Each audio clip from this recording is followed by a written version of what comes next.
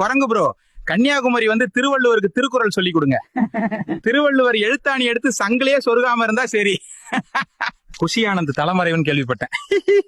குஷி ஆனந்த் நினைப்பாரு, இட்டுன்னு போறேன், எனக்கு எதுக்குடா 88 வழக்கு போட்டிருக்கீங்க.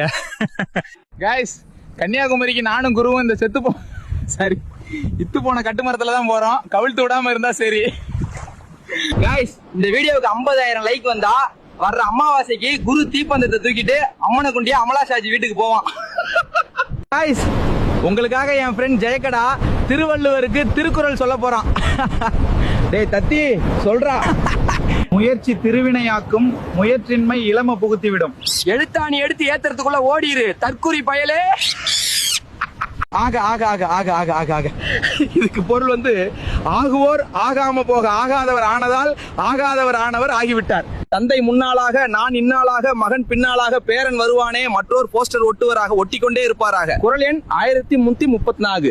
திருட திருட திருடிதான், திருடியதை திரும்ப திரும்ப என்னத்தான் எண்ணிய பிறகு குறைவுதான், திரும்ப திரும்ப திருடுவோம் தான்.